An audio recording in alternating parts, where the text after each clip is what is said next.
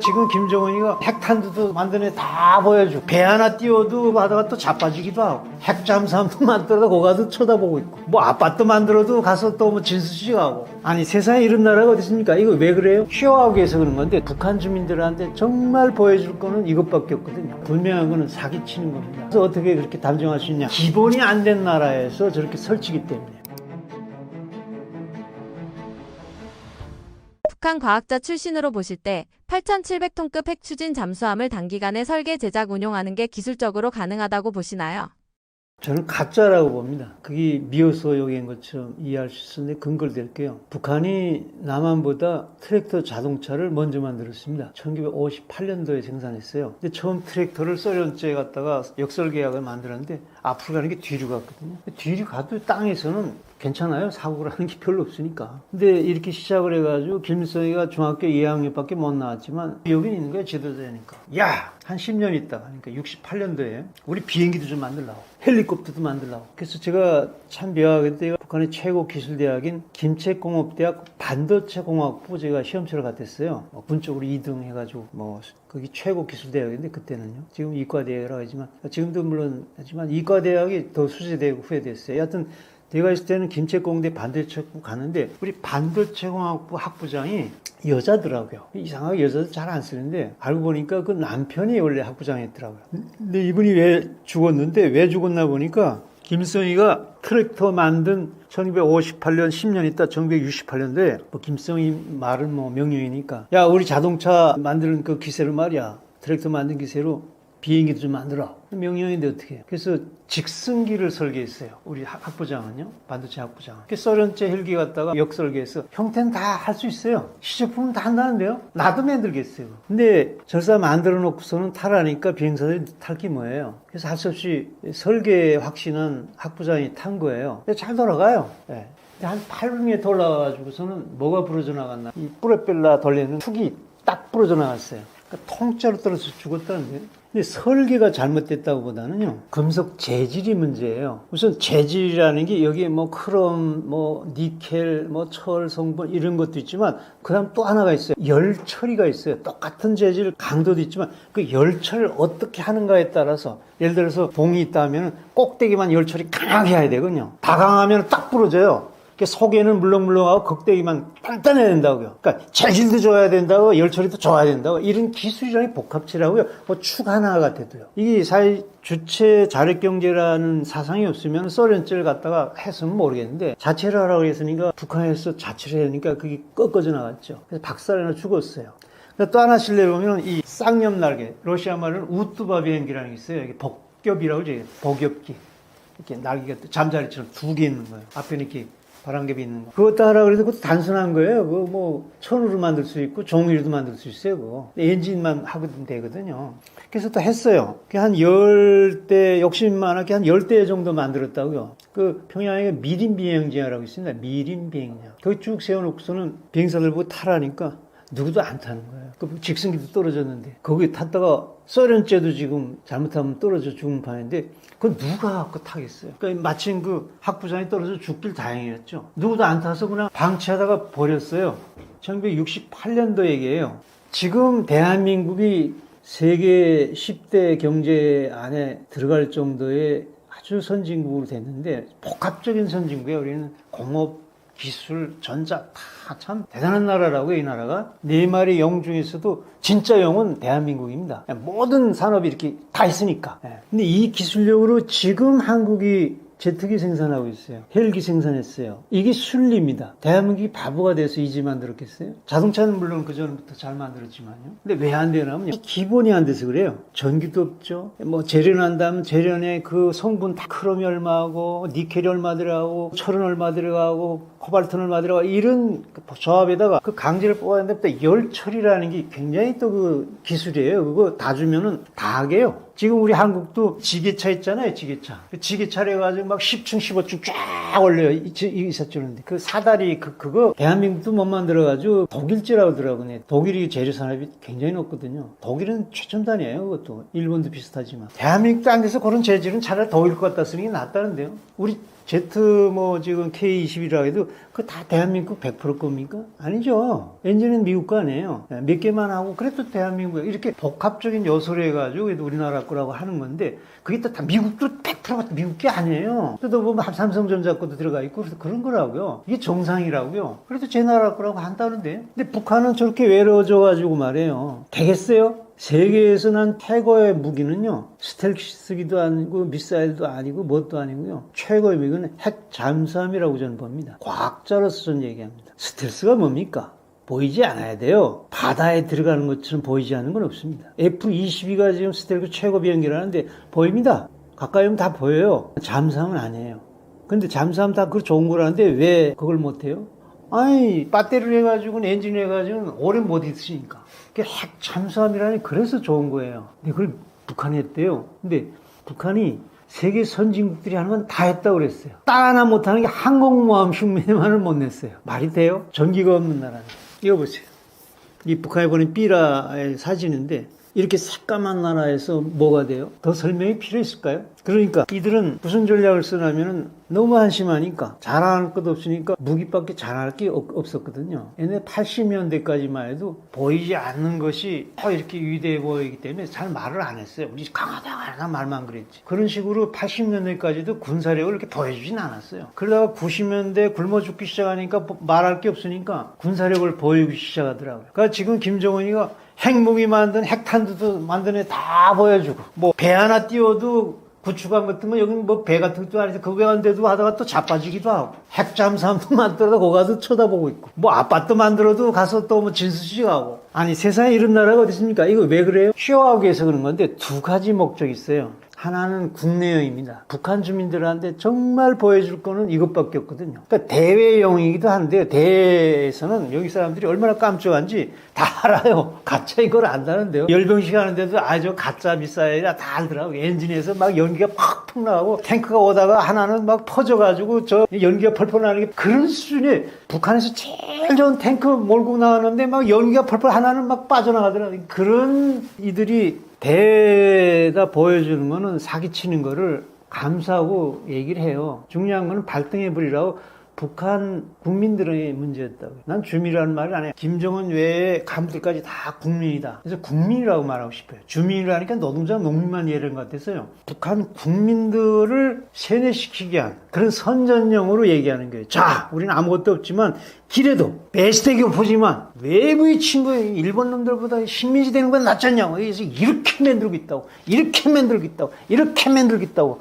그럴 사기칠 수밖에 없지 않을까요? 북한은 내루를 못 만들어요. 철도 내루를. 그 열처리 그걸 못 해가지고. 기본이 안 된 나라인데 이 전기가 없는 나라에서 뭘 한다는 게요? 핵 잠수함이요? 대한민국도 지금 그거 할까 말까 지금 겨우 지금 미국한테 승인받았는데. 그거 가져와도 미국 기술 없으면 안 됩니다. 미국이 핵 잠수함 그 원자로 주지 않으면 어떡하시오? 그 원자로는 물론 거기 부속에 우리나라에 뭐 현대 것도 있고 뭐 이렇게 들어갈 뿐이지 그 총체적 설계나 모든 건 미국 겁니다. 미국 최강국의 걸 갖다 쓰는 우리 대한민국 10대 경제국가도 지금 겨우 있는데 북한이 만들었다고? 러시아가 미쳤다고 그걸 다 줘요? 줘도 또 큰일이에요. 나는 그 만들었다고 해도 좋겠어요. 진짜 그걸 줘줬어요. 그 운영한 날 얼마나 돈인 줄 알아요? 영국이 그 핵잠수함하고 항공모함 몇 대 더 가지고 있다가 냉전 시대처럼 가지고 있다가 그 운영비가 너무 들어가지고 다 폐기하고 개요 한 대인가 지금 가지고 있죠. 러시아도 냉전 때 많이 가지고 있었어요. 핵잠수함, 항공모함도 여러 있다 다 폐기하고 지금 하나가 가지고 있죠. 지금 중국이 지금 경제가 아프니까 지금 항공모함 겨우 2개, 3개 지금 넣고 있거든요. 경제가 좋으니까. 그런데 이렇게 전기도 없는 나라에서 무슨 핵잠수함 아니 만들었으면 좋겠어요. 거기다 유지하려고 돈을 좀 계속해서 빨리 망하는 거죠. 빨리 망하는 거예요. 나는 이래도 좋고 저래도 좋아요. 분명한 거는 사기치는 겁니다. 들어가 보지 않아서 어떻게 그렇게 단정할 수 있냐. 기본이 안 된 나라에서 저렇게 설치기 때문에. 내가 아까 그랬죠. 1958년도에 트랙터 자동차 생산했어요. 지상의 거는 뭐 가다가 고장나도 그냥 그래도 죽지는 않잖아요. 비행기를 10년에 68년 만들었다가 헬기, 복격비 만들었다가 다 못 탔다는데요. 기본이 안 돼가지고. 그걸 제가 김책공업대학 최고기술대학에 같은 사람입니다. 제가 무슨 잘났다는 게 아니라 군대 그래도 시험 쳐가지고 2등에서 간 사람인데 그 최고대학 가서 그때 벌써 74년도인데 그건 느낌이라는 게 있습니다. 이건 저만 아니라 국방과학원 기자였던 김길선 그 황정희 비서였던 여자입니다. 그 여자 TV도 있어요. 김일성 TV라 평양 만사라고. 그 여자는 국방과학원 있으면서 기자니까 다 군수경공장 다 쳐다보죠. 그래서 그 여자 얘기 들어보세요. 아니 내가 있을 때 30년 전에 뭐 미사일 시험하는데 아직도 하고 있다고. 그 시제품 몇 개 나오고 있다고. 10대 만들면 겨우 한 대가 그냥 합격품이라고. 그 사람 그분은 15년인가 20년 동안 군수 공장에 취재하러 돌아가던 여자예요. 기자였어요. 주성아 기자도 잘 얘기해요. 북한 기술이 아무것도 아니라고. 기본이 안 돼 있다고. 지적인 최고의 유튜버인데 탈북자 기자로서는 그분이 왜 그러겠습니까? 정확합니다, 이분 얘기는. 그래서 그렇게 참고하시면 됩니다. 이 기본, 사람들 그렇잖아요. 저 사람 기본이 됐나? 기본이 안 된 사람 만난다는 게 이게 얼마나 고통스럽습니까? 피해야죠. 기본, 인간다운 기본. 기본의 기본은 뭡니까? 신형이죠. 근데 북한은 워낙 사기국가고 사기공화국이라는데요. 거짓말하면 못 살아. 그건 꼭대기나 아래나 똑같아. 거기서 나오는 거 가지고 아이고 어떻다, 아이고 했다, 그렇게 쏘구라고 내버리는 거예요. 한국과 북한의 군사력 차이를 어떻게 생각하면 될까요? 그 차이는요, 경제력과 분사력입니다. 지금 남한의 고흥군이라고 있죠. 밑살에 올라가는 전라남도 고흥군이요. 그 경제력밖에 안 된다는 것이 북한 경제입니다. 그러니까 대한민국의 한 개 군밖에 안 돼요. 실제 그렇습니다. 내가 여기 농민들 보면요, 북한의 한 개 니가 농장인데 여기 개인 농민보다도 못해요. 여기에 국력이라는 것은 제 말보다도 국방과학원 기자였던 김일성 기자 얘기 들어봅시다. 이분이 그렇게 비교하더라고요. 남한은 살진 돼지인데 북한은 뼈만 아릉아릉한 고양이 새끼라는 거예요. 고양이가 얼마나 안팎스러워요. 왕하고 싸우면은요, 돼지는 뭐 싸울 줄 모르지만 여하튼 땅 무는데 귀때기 물어봤자, 고양이 돼지 그 살진데 귀때기 물어봤자, 아무리 안 칼지게 물어봤자 그 끔찍이 나겠나 이거예요. 김길성 기자는 그렇게 비유하더라고요. 아무리 돼지 새끼가 무르기 짝이 없어도 그래도 잡아먹겠다고 덤벼들어봤자, 돼지 귀때기 고양이 물어봤자 돼지가 얼마나 놀라겠냐고. 오히려 왜 간지러운다고 휙 집어던지면 날아날 거라고. 근데 난 거기에 보태가지고요, 고양이가 북한이라면 남한은요 코끼리입니다. 코끼리라는데요. 그 김길성 기자는 그래도 착하게 얘기한 거예요. 모든 경제 지표를 보면은 남한은 코끼리고 북한은 고양이라는데, 내 개인 재산보다도 북한의 한 개 군보다도 못해. 나 포켓을 가지고 있습니다. 화물차 속대에다 하나 지금 필요 없어서 팔아버린 두 개 있습니다. 포크레 트랙터 있습니다. 한 개 군에도 포크레 있는 데가 없어요. 내가 개인이 북한 군보다 더 세다는데요. 이 얘기 이 자리에서 다 설명 못 하는데 후에 계속 탈북자들 막 물어보고요. 후에 또 다시 봅시다. 북한이 공개한 8,700톤급 핵잠수함의 실체와 가장 큰 문제점은 무엇이라고 보시나요? 북한은 핵동력 전략 유도탄 잠수함 이렇게 얘기를 하고 있고요. 뭐 핵전략 공격 잠수함 이렇게도 얘기합니다. 이것 때문에 뭐 전문가들, 군사 전문가들 사이에서도 공격 잠수함이다 아니다 뭐 이런 논란이 있었고, 잠수함이 공격형이 있고 수비형이 있냐 뭐 이런 논란도 있었는데요. 이 실체 아직은 미완성이다. 그리고 김정은이 뭔가 서둘러야 될 상황이 있었다, 이렇게 볼 수 있습니다. 사실 핵 동력이라고 하는 게 핵 추진이라는 부분이거든요. 그러면 당연히 그 안에 이 원자력을 이용해서, 핵 원자력을 이용해 가지고 이 잠수함을 움직이게 할 수 있는 잠수함용 이제 소형 원자로가 장착이 됐거나 앞으로 될 거라고 볼 수 있고요. 중요한 것은 이게 우리가 얘기하는, 우리가 지금 보유하려고 하고 있는 원자력 잠수함의 어떤 동력으로만 이 핵 원자로를 쓰는 게 아니라, 북한은 그거에서 더 나가가지고 이 잠수함에 핵 미사일, 잠수함 발사 탄도 미사일인 SLBM을 탑재하는 진짜 핵 잠수함 SSBN을 갖겠다는 이런 의도거든요. 근데 그런 북한의 구상과는 아직도 좀 보여준 실체는 한참 멀다고 볼 수 있습니다. 아마도 김정은이 2021년 노동당 제8차 대회에서 5년 안에 핵 잠수함을 만들겠다 이렇게 얘기를 했기 때문에 그 5년 마지막 해인 작년 말, 우리로서는 크리스마스 날 이걸 북한이 공개했죠. 뭐 이상한 크리스마스 선물을 우리한테 준 건데, 이 기한을 앞두고 서둘러서 공개를 한 것 같아요. 그러다 보니까 잠수함이면 좀 이렇게 근사하게 시커먼 도색을 멋지게 해가지고 내놓는데, 주황색, 뭐 벽돌색으로 나왔잖아요. 그 실체가. 그거는 방청도료, 녹슬지 않게 밑칠하는 그 단계에서 먼저 꺼낸 거다. 뭔가 김정은이 먼저 좀 이해가 가기 전에 보여줘야 된다 해가지고 서둘러 내놓은 이런 것이고, 구조적으로 또 실질적으로 여러 가지 문제점이 있는 것으로 군사 전문가들은 얘기를 하고 있습니다. 이 잠수함을 두고 물에 들어가면 오히려 더 위험하다는 평가가 나오는데 잠수함의 기본 성능 측면에서 어떤 치명적인 한계가 있는 건가요? 북한이 그동안 어떤 첨단 무기 체계라든가 이런 거 하는 거 보면 해외에서 기술을 절취하거나 아니면 실물을 가져와 가지고 역설계, 그러니까 뜯어 가지고 다시 조립해 보면서 이제 그거를 만들어 나가는 이런 과정이었는데요. 잠수함은 그러기에는 너무 좀 어려운 분야일 수 있죠. 더군다나 이제 핵 잠수함이라 그러면.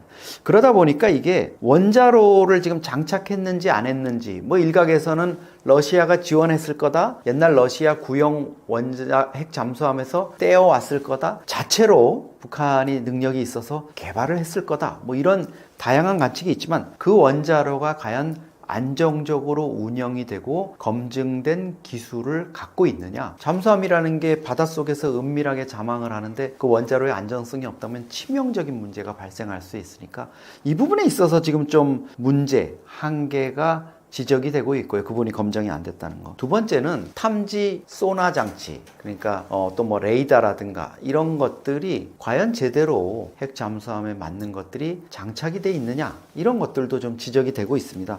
그 다음에 이제 출력이나 뭐 안정성, 이런 부분이 가장 큰 문제죠. 이 잠수함 동체가 과연 제대로 운항을 할 수 있느냐, 이거는 이제 북한이 이 잠수함 선체를 진짜 완성을 해서 진수를 해가지고 운용을 하는 과정을 이제 한미 정보당국이 자세히 살펴보면 알 수 있을 것 같고요. 가장 치명적인 한계점은 생존성에 문제가 있다는 거죠. 잠수함이라는 게 은밀하게 돌아다니면서 탐지가 안 돼서 적에게 어떤 뜻밖의 기습을 할 수 있는 이런 능력을 갖춰야 되는데, 이 조잡한 형태의 잠수함이 여러 가지 면에서 노출이 쉽고 은밀성이 떨어지고 이러기 때문에 한국과 미국의 잠수함 탐지, 뭐 해상 초계기라든가 여기에도 다 잠수함 탐지용 소나가 부착돼 있고, 또 동해안 바다에 특히 북한 연안 쪽 깊숙한 곳에 미 정보 당국이 또 미 군 당국이 잠수함을 통해 가지고 곳곳에 북한의 잠수함을 탐지할 수 있는 수중 시설을 마련해 놓은 것으로 저는 알고 있거든요. 그래서 북한의 잠수함 엔진에서 나오는 고유의 소음, 주파수 이런 것들까지 다 체증이 돼서 이게 북한 잠수함 어느 잠수함의 엔진음이라는 것까지 미 정보당국이 파악하고 있는 것으로 알고 있는데, 과연 그런 것들을 벗어나서 북한 김정은이 공언했듯이 정말 대양으로 나가서 이 잠수함이 운항할 수 있는 그게 현실화될 수 있느냐, 이거는 좀 불투명합니다. 특히 전문가들이 지적하는 초대형 세일 구조는 왜 정상적인 잠수함 설계로 보기 어려운 구조인가요? 요즘 최신 잠수함, 특히 미국의 핵 잠수함이나 이런 것들 보면 함교 위에 이제 동체 위에 이렇게 올라와 있는 부분이 아주 작습니다. 거기에 뭐 잔망경 형태로 나와 있고 레이더 좀 있고 이런 형태인데, 중국 잠수함 같은 경우에는 이 함교 부분, 세일이라고 하는 이 함교 부분이 미국 거보다 훨씬 크고, 이번에 나온 북한의 잠수함은 이게 커도 너무 커요. 그러니까 이게 왜 이랬을까 이렇게 좀 탐색을 해보면, 사실 북한이 여기에다가 핵미사일, 그러니까 잠수함 발사 탄도미사일 SLBM을 장착을 해야 되는데, 김정은이 함교에 올라가 있는 사진을 보니까 거기에 수직 발사관이 한 10개 정도 있습니다. 어마어마하게 이제 SLBM을 싣겠다는 건데, 문제는 뭐냐면 미국의 SLBM이나 이런 것들은 보면 한 10m에서 13m 길이에요. 그러니까 잠수함이 이 직경이 크고 그거보다 작게 10m 정도로 이 트라이던트나 이런 SLBM을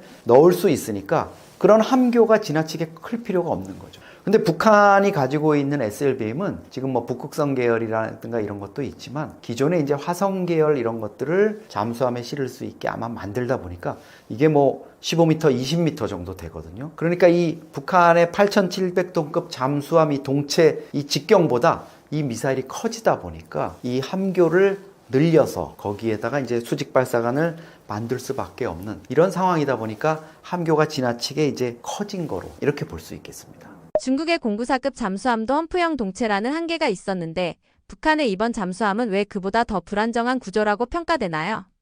험프라는 게 결국 거북이 등처럼 이렇게 툭 튀어나와가지고 이렇게 꾸부정한 건데, 이번 북한 잠수함도 이제 이런 것들이 좀 과하게 이렇게 나와 있습니다. 근데 이게 문제가 있죠. 매끈하게 이렇게 고등어 같은 이런 동체만 있으면 유선형으로 물속을 가르고 나갈 수 있는데 이 함교, 세일이 크면 클수록 소용돌이도 많이 일어나고 저항도 심해지고 이러다 보면 첫째는 무슨 문제가 있느냐? 소음이 심해집니다. 그리고 잠수함 동체의 이 진동도 심해지고 그러면 미국이나 적성국가의 탐지망에 걸릴 확률이 높아지고 생존성에 심각한 위험이 생기는 거죠. 그리고 실제로 잠수함을 운항하는 데 있어도 항해 안전성도 엄청 떨어지는 거예요. 그러다 보니까 이 함교라든가 이런 걸 얼마나 잘 나이스하게 만들 수 있느냐, 최대한 물의 저항을 적게 해서 은밀하게 기동할 수 있느냐, 이게 핵심 기술인데 북한은 아직 거기에 다가가지 못한 거죠. 그리고 또 하나는 사실 결정적인 거일 수 있는데 자망의 깊이에 문제가 있습니다.